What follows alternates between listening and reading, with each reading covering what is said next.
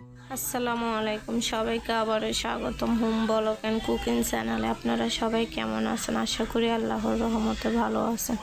আপনাদের জন্য নিয়ে আসলাম আরেকটা নতুন রেসিপি, রমজানে স্পেশাল সাবুদানা ও ফলের ডেজার্ট। শরবতও বলতে পারেন বা ড্রিঙ্কসও বলতে পারেন। এই রমজান ইফতার এগুলো খেলে কলিজা মন প্রাণ সব ঠান্ডা হয়ে যাবে। আর সব থেকে বড় কথা, এই ডেজার্টে রয়েছে প্রচুর পরিমাণে পুষ্টিগুণে ভরা যত বিভিন্ন ফল দিয়ে তৈরি করা এই ডেজার্ট। আর কথা না বাড়িয়ে চলে যাচ্ছে মূল ভিডিওতে। দেখুন আমি এই ডেজার্টটা বানানোর জন্য যা যা উপকরণ নিয়েছি। আমি এখানে কয়েকটা কালো আঙুর, কয়েকটা সাদা আঙুর, 5 থেকে 6টা স্ট্রবেরি, একটা আপেল, একটা কমলা, একটা ডালিম নিয়েছি আর 1 পিস তরমুজ নিয়েছি। আমি যে ফলগুলো নিয়েছি আপনারা এগুলো নিতে হবে এমন কোনো কথা না। আপনাদের হাতের কাছে যে ফল পান সেটা দিয়ে বানাতে পারবেন। ফলটা আপনাদের পছন্দ মতো দিতে পারেন আপনারা।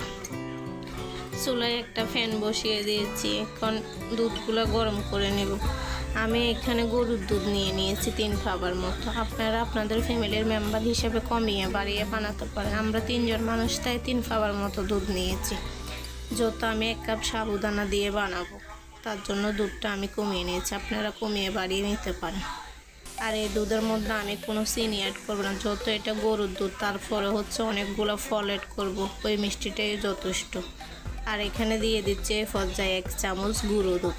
গুঁড়ো দুধটা দেওয়ার কারণ গরুর দুধগুলো একদম পাতলা, যেন দুধগুলো ঘন হয়, তার জন্য 1 চামচ গুঁড়ো দুধ দিয়ে দিয়েছি। আপনারা চাইলে গুঁড়ো দুধ না দিয়ে গরুর দুধটা ঘন করেও বানাতে পারেন।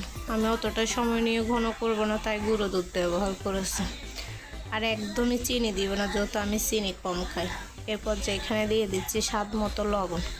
লবণটা আপনারা চাইলে স্কিপও করতে পারেন, অনেকে লবণ পছন্দ করে না, তবে কথাই আছে লবণ ছাড়া গিয়েও মাটি। আমার স্বামী লবণ খায়, তাই আমি একটু লবণ দিয়ে দিলাম।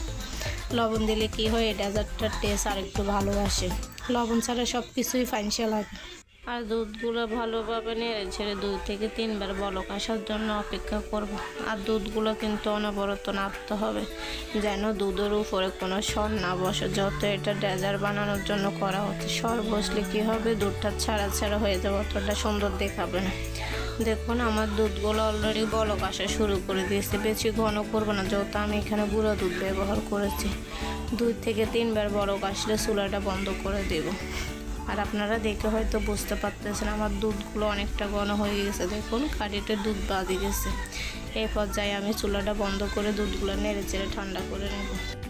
কেটে নিয়েছি কয়েকটা কাঠবাদাম, কয়েকটা কাজু বাদাম আর কয়েকটা কুমড়ো বিষ। আর ফলগুলো তো আপনাদেরকে আগেই দেখিয়ে দিয়েছি। ফলগুলো ভালোভাবে ছোট ছোট পিস করে কেটে নিয়েছি।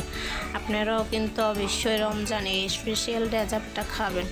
একবার খেলে বারবার খেতে মন চাইবে, না খেলে কিন্তু মিস করবেন। আশা করি ভিডিওটা আপনাদের ভালো লাগবে। চুলায় একটা ফ্যানে গরম পানি বসিয়ে দিয়েছি। দেখুন পানিগুলো অলরেডি বলক আসতে শুরু করে দিয়েছে। এই পর্যায়ে এখানে আমি সাবুগুলো ঢেলে দিব।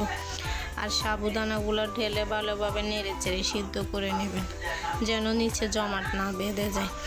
যত এটা ডেজার্ট রান্না করবেন, নিচে জমাট বেঁধে গেলে কিন্তু দেখতে ভালো লাগবে না। এইভাবে অনবরত নেড়ে চেড়ে সাবুদানাগুলো ভালো করে সিদ্ধ করে একটা ঝাড়ে পানি ঝরিয়ে নেবেন। তারপরে ঠান্ডা পানি দিয়ে ভালোভাবে ধুয়ে নেবেন, যেন সাবুদানাগুলো একেবারে ঝরঝরে থাকে। দেখুন আমার সাবুদানাগুলো সিদ্ধ হয়ে গেছে। এবার আমি এখানে পানি ঝরিয়ে নিচ্ছি। ঠান্ডা পানি দিয়ে ধুয়ে নিলে দেখবেন সাবুদানাগুলো একেবারে ঝরঝরে হয়ে গেছে। আর এই সাবুদানা দিয়ে ডেজার্ট রেডি করলেও কিন্তু খুব সুন্দর ঝরঝরে হয়, একটার সাথে একটা লাগে না, দেখতেও খুব সুন্দর লাগে। ভিডিওটা দেখে আশা করি বুঝতে পারছেন। আর আমার ভিডিওটা যদি আপনাদের ভালো লেগে থাকে, চ্যানেলটা সাবস্ক্রাইব করতে ভুলবেন না। চ্যানেলটা সাবস্ক্রাইব করে পাশে থাকা বেল আইকনটি বাজিয়ে দেন, যেন আমার পরবর্তী ভিডিওগুলো সবার আগে আপনাদের কাছে পৌঁছে যায়। আর আপনাদের যদি আমার কাছে পছন্দের কোনো ভিডিও দেখতে চান, অবশ্যই কমেন্ট করে জানাবেন, আমি দেওয়ার চেষ্টা করবো ইনশাআল্লাহ। আর ভিডিওটা কেমন লাগলো কমেন্ট করে জানাবেন। আশা করি আপনাদের ভালোই লাগবে। ভিডিওটা ভালো লাগলে একটা লাইক করতে ভুলবেন না।